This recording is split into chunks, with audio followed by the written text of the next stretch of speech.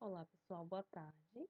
Então, essa aula a gente vai ver os assuntos relacionados à mitocôndria e produção de energia, conforme a gente ia dar na aula por videoconferência, mas como houve a instabilidade na internet de alguns alunos, eu preferi já gravar essa aula e deixar pronta para vocês no AVA.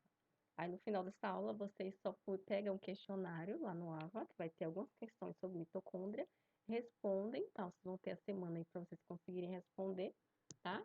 E aí a gente finaliza a unidade, tá bom? Então, a gente vai ver alguns conceitos agora sobre a mitocôndria e a produção de energia. A palavra mitocôndria vem do grego mitos, que significa alongado, e côndrio, que significa grânulo. Então, grego significa como se fosse um grânulo alongado, tá? Que na verdade nas micrografias a mitocôndria realmente é um grânulo alongado, né? Geralmente alongado, ela pode ter algumas outras formas. Então, a mitocôndria ela é de ocorrência em todos os tipos de células eucariontes, tá? Então, quem já viu, né, quem lembra das características da célula procarionte, a célula procarionte não tem a maioria das organelas, muito menos a mitocôndria, tá? Então, a mitocôndria é uma organela e característica de células eucariontes. O tamanho pode ser variado, tá? De 0,2 a 1 micrômetro de diâmetro e o comprimento 2 a 8 micrômetros, tá? E como eu falei, a morfologia ela pode ser variada. A mitocôndria pode ser alongada, anelada, arredondada, ovalada ou ramificada. Aqui nessa figura, a seta está mostrando errado, tá, gente?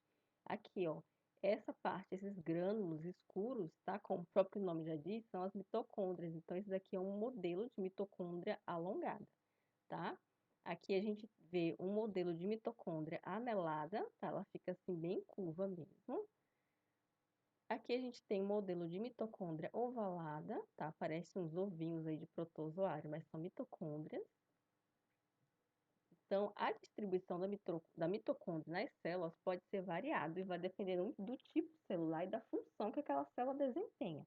Então, a gente já sabe, né, que tecidos que demandam energia, eles têm uma concentração de mitocôndria muito maior, que é para suprir aquela demanda de energia, né, de ATP, tá? Então, a gente pode esperar aí uma concentração muito grande de mitocôndrias, né, dessa organela, aí em regiões onde há muito gasto de energia. Qual que é o nosso maior exemplo? O músculo, né? O músculo estriado esquelético, por exemplo, né? Que faz aí as contrações musculares, né? Para o nosso deslocamento e tal. Então, esse tipo de tecido ele precisa de muitas mitocôndrias ali subjacentes para fornecer ATP necessário para o desempenho dessas atividades, tá bom? E aí que tem, mas não é só células de tecido muscular, tem diversas células, né, que fazem alguns processos que gastam energia. Eu coloquei aqui o exemplo do túbulo contorcido renal, que faz transporte de íons através dos túbulos, né, das células ali dos túbulos. Então, esse processo de transporte de íons demanda energia, gasta energia. Então, ele tem uma concentração grande de mitocôndrias na região para suprir a carência, aquela necessidade de energia que aquelas células têm. Tá? Então, todas as células que fazem atividades que gastam energia vai ter uma alta concentração de mitocôndrias, justamente para suprir essa necessidade. Tá bom? Então, aqui eu coloquei alguns exemplos de célula. Aqui é a célula muscular estriada esquelética, que eu já comentei com vocês. Aqui a gente tem também o espermatozoide, que a gente até citou de manhã, né? A composição do flagelo, quando a gente viu o citoesqueleto, tá? Então, a gente vê que na peça intermediária, aqui próximo da cabeça mesmo do espermatozoide, tem uma alta concentração de mitocôndrias e também alguns locais por toda a cauda. Por quê? Porque para ele fazer esse movimento, né, de bater esse flagelo para conseguir se locomover, ele também gasta energia. Tá? É um mecanismo, é um processo que gasta energia, então ele precisa ter umas mitocôndrias ali naquela região para produzir energia, tá bom? Aqui a gente vê um modelo aqui, né, do microtúbulo, do flagelo, né, que vai estar aqui rodeado, né, de mitocôndrias. As mitocôndrias podem ver o formato dela, né, que é um formato um formato em C, né, e elas estão aí justamente para suprir essa demanda de energia que esse flagelo necessita. Aqui é uma figurinha, tá? Uma fotomicrografia da cauda do espermatozoide. A gente pode ver aqui as mitocôndrias, né, bonitinhas nessa cauda, tá? Então, A gente já viu, né, que a distribuição das mitocôndrias, a quantidade depende daí da função, do tipo de célula e função que ela desempenha, tá? E geralmente a mitocôndria fica próxima a reservas energéticas, tá? Essas reservas energéticas vão servir também, podem servir, né, de armazenamento, tanto de armazenamento para essa energia, né, quanto também para elas pegarem, por exemplo, um lipídio. O lipídio ele pode ser quebrado, né, em moléculas energéticas também, como a gente vai ver mais adiante. Então, geralmente eles ficam próximos aí de reservas energéticas, tá? Que mais? Então, a gente vê a quantidade, vai depender do tipo, né, da função da célula. E nessa micrografia vocês podem ver o quê? É uma célula, né, com acúmulo de mitocôndrias. Olhem, essas estruturas pretinhas são todas mitocôndrias, né? Então, essa célula tem um acúmulo de mitocôndrias. Então, provavelmente essa célula é uma célula que tem funções aí, né, que gastam energia. E por isso precisam dessa quantidade de mitocôndrias, tá? E aqui, ó, à minha direita, eu tenho uma célula com poucas mitocôndrias. Então, é uma célula que não tem uma função aí que requer, né, um gasto de energia. Então, eu não vou ter muita mitocôndria, né, presente nessa célula.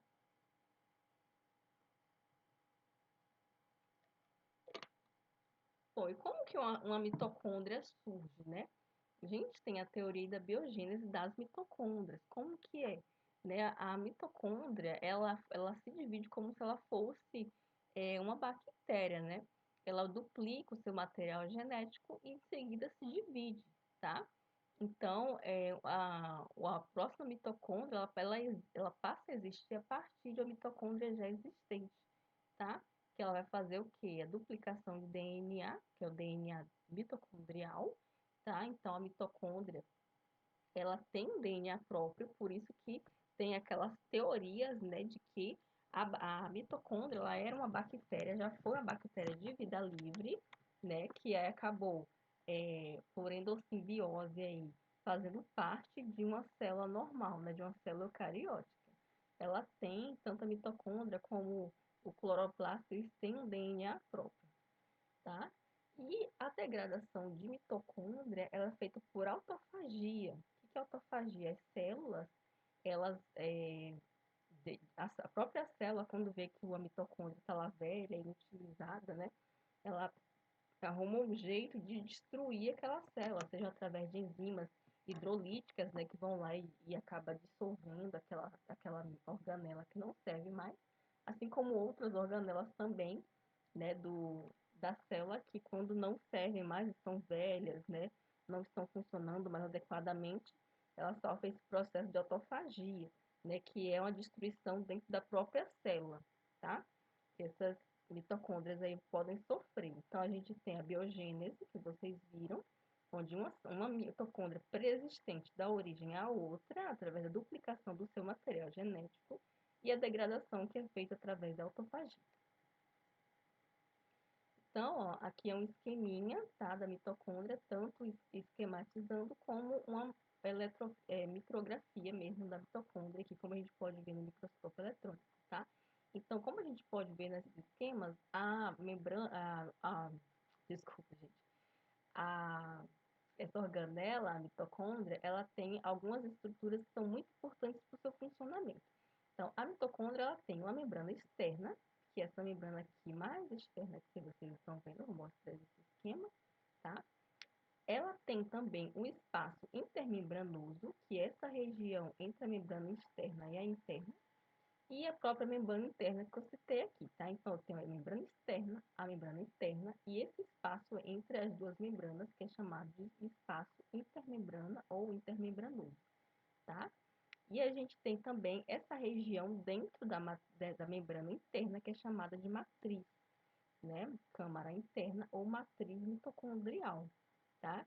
E essas impaginações aqui na membrana interna são chamadas de cristas. E aqui que acontece, né, os processos aí mais importantes durante a produção de ATP, a produção de energia. A gente vai precisar entender certinho, né, como que funciona esse processo e que ocorre aqui nessas cristas, né, da mitocôndria, tá bom? Então, a gente tem membrana externa, membrana interna, o espaço intermembrana, né, a matriz mitocondrial e as cristas mitocondriais, tá? Nessa micrografia, não sei se vocês conseguem ver certinho, ó, tem a membrana externa, a interna, que fica aqui mais para dentro, né? E as cristas, ó, dá para ver bem claramente essas cristas mitocondriais, né?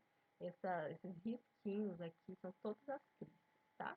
E a matriz, essa parte, essa porção aqui, no meio das cristas. Bom, a membrana externa, como que ela é? A membrana externa, ela é permeável a moléculas de até 5.000 naltons. Então, moléculas pequenas, elas conseguem atravessar essa membrana externa, atravessando, né, passando pelas essas proteínas aqui, são denominadas porinas, tá? Essas porinas, elas captam moléculas pequenas, né, do espaço citosólico para dentro desse espaço intermembrana, tá, da mitocôndria, ok? Então, essa membrana externa tem 6 nanômetros de espessura, ela é contínua, irregular, tá? É composta aí por lipídios e também por proteína, tá? Ela é semelhante à membrana externa da nossa célula, tá? Ela tem fosfolipídios, é também rica em colesterol, como nossas células, tá? Então, a gente vê aqui que as porinas, elas conferem a permeabilidade restrita e elas vão importar muitas proteínas aí que estão no citoplasma da célula para dentro desse espaço intermembranoso aí da membrana, tá bom? E aqui fica bem evidente, né, as cristas, né, que a gente vê a membrana interna, a gente vê as cristas, também está bem evidente nessa figura, tá? E a membrana interna, como que ela é? A membrana interna ela tem 20% de lipídios e 80% de proteínas, então ela é mais proteica do que lipídica, tá?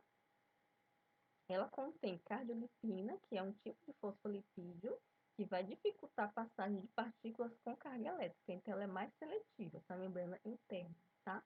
E ela vai conter essas invaginações, que são as cristas mitocondriais, tá? Então, essas cristas aí vão conter o corpúsculo elementar e a cadeia transportadora de elétrons, tá? Essas cristas, elas são dobras nessa membrana interna que vão aumentar a área total dessa mitocôndria. Então, através dessas cristas, que vai ser nas cristas que a gente vai ter aí todo o processo de respiração celular, né, de produção de ATP. Então, eu vou ter uma ampla área aí que vai facilitar o quê? Que haja bastante produção de ATP por toda essa parte, né, dessa membrana interna aqui das cristas, tá bom? O que mais? A gente tem aqui morfologia das cristas, tá? Elas são paralelas umas às outras, como vocês podem ver, transversais, tá? Essa figura aqui mostra um rim de camundongo, tá? É bem parecidinho aí com o rim humano, a estrutura dela tem as cristas, né, as membranas, as cristas, tá? E são paralelas e transversais, essas cristas, tá? Então, tem células também que vai ter aí mitocôndrias com cristas tubulares, pode acontecer, tá? São cristas arredondadas, né? Como vocês podem ver aqui na figura, isso aqui são cristas, tá? Como, por exemplo, célula da camada cortical da glândula adrenal. Também pode acontecer a gente ter essa morfologia de crista, tá?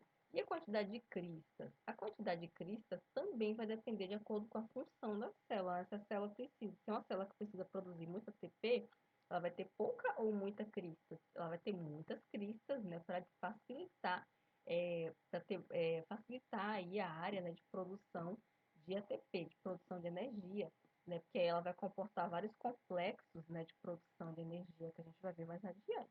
Então, se é uma célula que não carece de uma alta demanda energética, ela também vai ter poucas cristas, tá? Então, a membrana interna, né, ela tem esses corpúsculos elementares que compõem aí, então, a bomba, né? Essa bomba que é a ATP sintase, ela vai estar inserida aí na membrana interna, tá? Então, vocês podem ver que esse aqui é o espaço intermembrana, e aqui é a matriz, né? A matriz mitocondrial.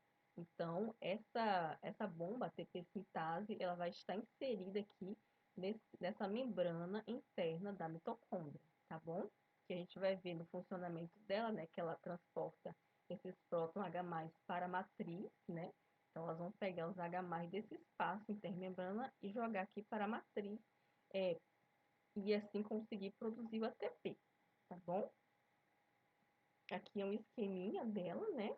Então, aqui vocês podem ver que tem espaço que o próton vai passar, tá? Então, ela tem duas regiões. Essa região que fica imersa aqui na membrana e essa região que fica aqui na matriz. A região que fica imersa na membrana interna é a região que é o canal onde o próton H+ vai passar. E essa região que fica aqui na matriz, né, na matriz mitocondrial, é a região que, quando o próton passar, essa região aqui vai girar, fazendo com que haja a produção de ATP. Então, para que haja a produção de ATP, tem que haver o giro desse compartimento aqui inferior dessa ATP sintase, tá? Então, nessa figura aqui, vocês podem ver esses esqueminhas em preto, tudo aqui são o que? Essas bombinhas de ATP sintase, tá bom? Que elas tanto podem produzir ATP como também gerar calor. Na questão da geração de calor, essa bomba ela não gira, então quando os prótons passam, vai haver geração de calor e não produção de ATP. Então esse é o mecanismo usado pelos ursos polares, por exemplo, para se aquecer, né, durante os períodos frios aí, durante quando eles hibernam, né, esses animais hibernam. Esse é o mecanismo de produzir calor, né, que vai funcionar nas mitocôndrias desses animais. Bem interessante, tá? A gente vai ter também a cadeia de transporte de elétrons aqui também na membrana interna, tá? Vocês estão vendo que essa é a membrana externa, aqui é o espaço intermembrana, e aqui a gente tem a membrana interna. Então, esses elementos da cadeia transportadora de elétrons, tá? Ou cadeia respiratória, ele vai ficar aqui imerso também nessa membrana interna, tá? Então, esses complexos, eles vão ser sítios para bombeamento de H+, para essa porção intermembrana. Então, com a passagem de elétron por essa cadeia de transporte, eles vão conseguir bombear esse próton H+ da matriz para a face intermembrana, tá? Isso antes da ação da ATP sintase, que a ação dela ocorre por último com a produção de ATP. Então, esse transporte de elétrons ocorre antes, como vocês devem lembrar, é um pouco aí da bioquímica, tá? Então, essa cadeia de transporte de elétrons vai ser um sítio para o bombeamento de prótons H+, tá? Que mais? Cada cadeia dessa, né, vai possuir mais de 40 proteínas. Então, é um complexo proteico. Cada cadeia dessa é um complexo proteico e tem nomes distintos. Eu coloquei aqui pela ordem, né, de transporte de elétrons, né? Coloquei aqui na 1, né, o primeiro complexo que recebe o elétron é o complexo NADH desidrogenase. O 2 é o complexo citocromo C redutase. E o 3 é o complexo citocromo C oxidase. Tá? Então, eles têm esses nomes, tá? Que são esses complexos aí que vão transportar os elétrons para que haja bombeamento de H+ para esse espaço intermembrana. E detalhe que esse complexo ele vai estar presente em muitas cópias na membrana interna, tá? Então, como eu falei, há mitocôndrias que têm muitas cristas. Para que aquele tanto de crista? Para comportar, tá? Várias dessas cadeias transportadoras de elétrons para que haja uma produção eficiente de ATP no final, tá bom? A gente tem o espaço intermembranoso, que eu citei para vocês, né? Então, o espaço intermembranoso também vai conter alguns constituintes, como enzimas, né? Enzimas que vai fosforilar nucleotídeos, né? Vai acumular os prótons vindos da matriz, esses prótons aqui que vão ser bombeados para esse espaço intermembrana, vão ficar, né, no espaço intermembranoso aqui, até serem transportados de volta para a matriz pela ATP sintase produzindo ATP. Então, enquanto eles não são transportados de volta para a matriz para produzir ATP, eles ficam nesse espaço intermembrana, tá bom? Então, vai ter muito próton H+ aqui, né? O pH vai ser levemente diferente do pH da matriz, vai ser um pH um pouco mais baixo, tá? O que mais que a gente tem? A câmara interna, né? Ou matriz mitocondrial, a gente chama mais de matriz. O que ela vai ter também? Ela vai ter muitos complexos enzimáticos, tá? Ela vai ter várias cópias de DNA circular, que nem a bactéria, tá? Ela também tem DNA circular. Ela vai ter RNA mensageiro, ribossômico e transportador mitocondriais, que servem para quê? Para atuar ali tanto na duplicação do seu DNA quanto na produção de proteínas próprias da mitocôndria, tá? Então, ela é uma organela muito independente, tá? Ela vai ter grânulos, vai ter muitas moléculas de cálcio, vai ter coenzimas, tá? Então, ela vai ter bastante constituintes aqui nessa região da matriz, tá bom? E vai ser nessa região da matriz que vai acontecer o que? O ciclo de Krebs, que vocês já conhecem, tá? Também chamado de ciclo do ácido cítrico, tá? Ocorre também a etapa de descarboxilação oxidativa e beta-oxidação de ácidos graxos, tá? Que a gente vai ver mais adiante. Então, aqui é umas fotinhas mostrando, né, alguns componentes da matriz mitocondrial. Você pode ver que possuem grânulos, né? Aqui é uma célula que é um melanóforo, né? Células que produzem melanina. Esse aqui é o hepatócito, né? Uma célula do fígado. Vocês veem aqui que tem poucas cristas, ó, nessa célula. E alguns grânulos densos aqui dessa célula do melanóforo também. Então, quais são as funções da mitocôndria? Elas podem remover cálcio do citoplasma, tá? Quando há um acúmulo muito grande de cálcio no citoplasma das células, as mitocôndrias capturam esse cálcio excessivo, tá? Para que não haja um desequilíbrio na célula. Ela também atua na síntese de aminoácidos, tá? Por isso que ela tem RNA mensageiro, RNA transportador, RNA ribossomal, porque ela atua na síntese de aminoácidos, tá? Principalmente nos hepatócitos. Sintetiza hormônios, esteroides, tá? Principalmente ali as mitocôndrias do córtex da suprarrenal, que é uma glândula que fica ali em cima do rim, também nos ovários e testículos, tá? Desencadeia a apoptose clássica, né, que é o que? Liberação do citocromo C e procaspase, né, que vão desencadear ali uma apoptose celular, tá? E a principal função dela, que é a respiração celular mesmo, que a gente já conhece, tá bom? Então, aqui, ó, essa figura mostra um resumo do metabolismo gerador de energia das mitocôndrias, né? Que vocês já devem ter visto mais ou menos aí, não sei quando, mas vocês já devem ter visto bioquímica, né? Então, vocês devem lembrar um pouquinho, tá? Que a gente tem as moléculas nutrientes que vão estar aqui no citoplasma. A gente pode ter tanto o piruvato, né? Que é derivado ali da quebra de glicogênio. A gente pode ter os ácidos graxos, né? Dos lipídios. Eles vão adentrar aí essa mitocôndria, né? E vão ser transformados num percussor energético, que é o acetil-CoA. Esse acetil-CoA ele vai passar, né, pelo ácido cítrico, como a gente já sabe, e aí esse ácido cítrico ele vai originar moléculas, né, que vão carrear elétrons, como o NADH e o FADH2, tá? Então, esse NADH, ele vai doar esse elétron para onde? Para a nossa cadeia transportadora de elétrons, olha só. Então, ele vai ser oxidado de NADH, passa a ser NAD+, tá? Porque ele doou um elétron dele aqui para a cadeia transportadora de elétrons, tá? E aí, durante a passagem, né, desse elétron pela cadeia de transporte, né, vai haver o bombeamento de H+, da matriz para esse espaço intermembrana. E aí vai causar aqui um acúmulo, né, de H+, nessa região do espaço intermembrana.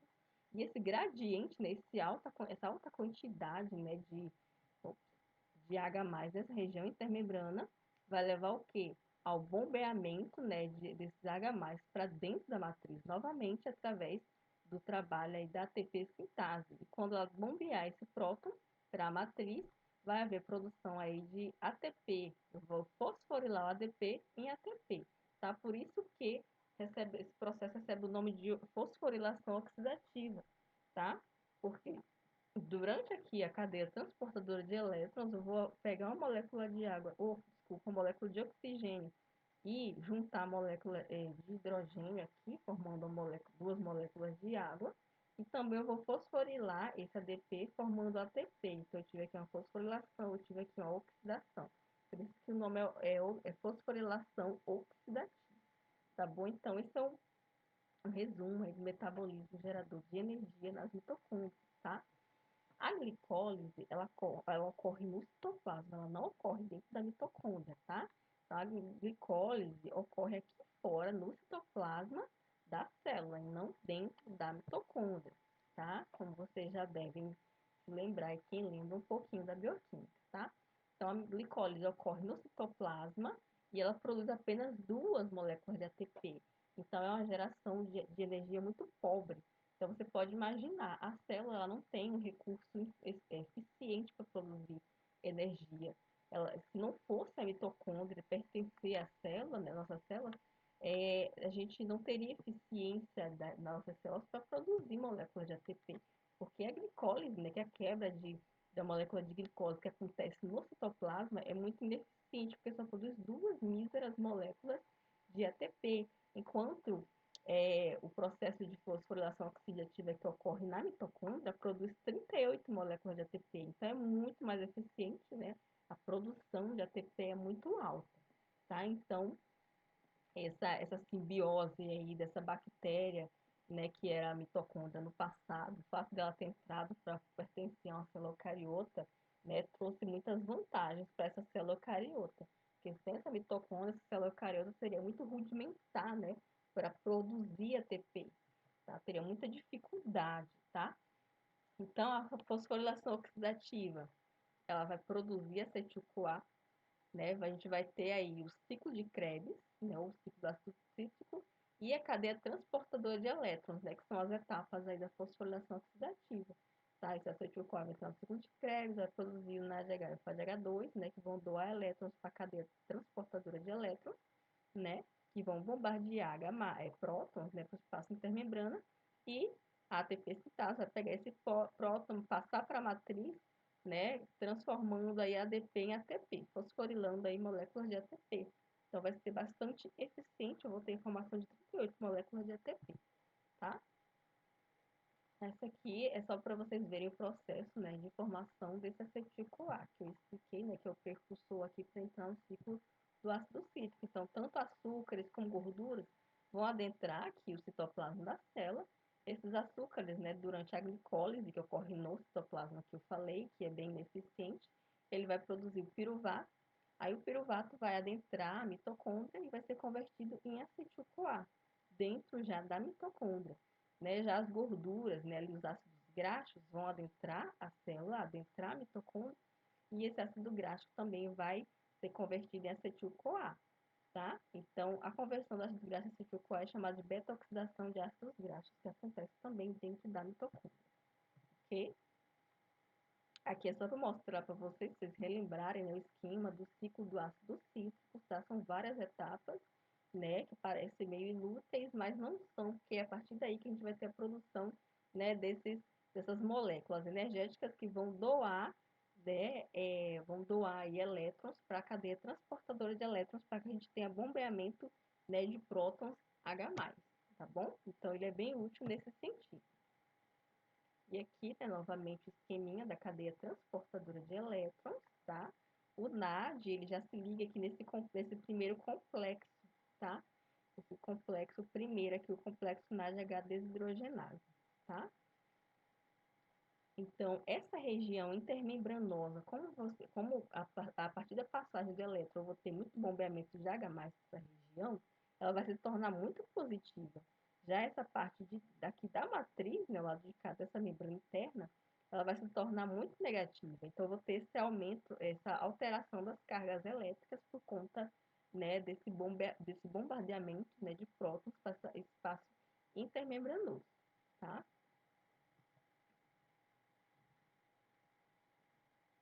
Então, como eu expliquei, né, para vocês que esse excesso de H+, aqui nessa região, né, cria um gradiente eletricamente favorável para a passagem de H+ de volta para a matriz. Por isso que vai haver produção de ATP, porque vai ser energeticamente favorável. Se não fosse energeticamente favorável, ele ia ter que gastar ATP ao invés de formar moléculas de ATP, tá?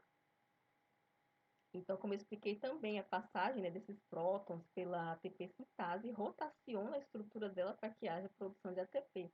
Tá? Se não rotacionasse, não teria como haver essa produção de ATP. Ok? Então, aqui é só para mostrar para vocês uma imagem mais aproximada do que é essa ATP sintase. Como eu falei, tem essa porção, né, que fica imersa na membrana interna e essa porção externa aqui que fica imersa na matriz. E é só essa porção externa, você vê que ela é dividida em várias camadinhas, né? Beta, alfa, beta, alfa, beta, alfa, tá? São porções aí dessa proteína tão importante, tá? E que é através do giro dessa porção interna, dessa porção externa aqui que fica para a membrana, né? Ou desculpa, que fica para a matriz, né? O espaço da matriz, que eu vou ter a fosforilação do ADP em ATP, tá bom? Então, ela tem essas duas porções aí. E a gente tem algumas doenças relacionadas às mitocôndrias, que ocorrem por causa de mutações no DNA mitocondrial. A gente pode ter a doença de Luft. O que acontece na doença de Luft? Eu vou ter muitas mitocôndrias no músculo esquelético, né, e um elevado metabolismo basal, tá? Então, eu vou... Só que, assim, essa doença, ela leva a uma passagem de moléculas de H+, sem que haja produção de ATP. Então, eu vou ter pouco ATP e mais calor, que nem aquele processo que eu falei dos ursos polares, né? Que eles se aquecem de que forma? Né? Eles não vão girar a ATP sintase, os prótons H+, vão atravessar e vão apenas produzir calor e não molécula de ATP. Então, esse é o processo, né, da doença de Luft. Vai ser um problema ali na bomba, né, da ATP sintase, ok?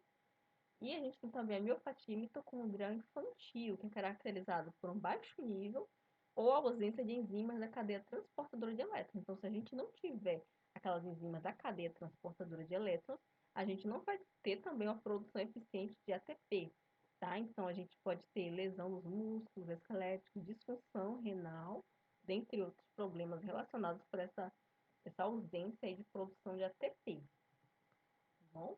E aqui eu coloquei só para a gente relembrar a origem da mitocôndria, né? Que tem aí uma teoria para a existência da mitocôndria dentro da nossa célula eucariota, né? Porque ela tem todas as características de uma bactéria. Então, estima-se que a mitocôndria já foi uma bactéria de vida livre, né? Uma bactéria aeróbica de vida livre e que se associou, então, com a célula eucariótica, tá? Anaeróbica até então, né? E aí, ó, a mitocôndria anteriormente tinha o quê? Uma membrana, e quando ela adentrou a célula eucariótica, ela acabou o quê? Ganhando essa membrana externa. Que essa membrana externa da mitocôndria, ela tem todas as características, né, bem semelhante à nossa membrana externa das nossas células, né? Por isso que essa teoria ganha tanta força. E a membrana externa dela é mais parecida, as características são mais de uma bactéria mesmo, tá? Então, a partir daí, ela acabou ficando dentro da nossa célula eucarionte e aí acabou, né, virando uma organela mesmo que produz aí energia para nossas células. Porque imagina nossas células sem essa eficiente produção de energia, né? Vira bem complicado, tá? Então, as bactérias penetraram por fagocitose em células eucariontes, né, estabelecendo uma simbiose endosselular. A endossimbiose é quando ambos têm vantagem nessa troca aí tem uma troca, né, de funções aí, né, e ambos se beneficiam, então a gente tem uma simbiose, tá? A membrana externa da célula é parecida com a membrana externa da mitocôndria. A membrana de bactéria é bem parecida com a membrana interna da mitocôndria, como eu falei para vocês, tá? E ela tem também seu próprio material genético, como eu falei, a mitocôndria que ela duplica o seu próprio material genético, ela é muito autônoma. Então, tudo isso leva, então, a crer que a mitocôndria, ela já foi uma bactéria de vida livre, tá, gente? Se associou a uma célula eucarionte, né, para obter vantagens aí nessa coexistência, tá? Então, era isso que eu queria passar para vocês sobre mitocôndria. Espero que vocês tenham entendido. Não deixem de ir no AVA responder o questionário sobre mitocôndria, tá? E qualquer dúvida, estarei à disposição de vocês, tá bom? Vou parar aqui a gravação. Tchau, tchau.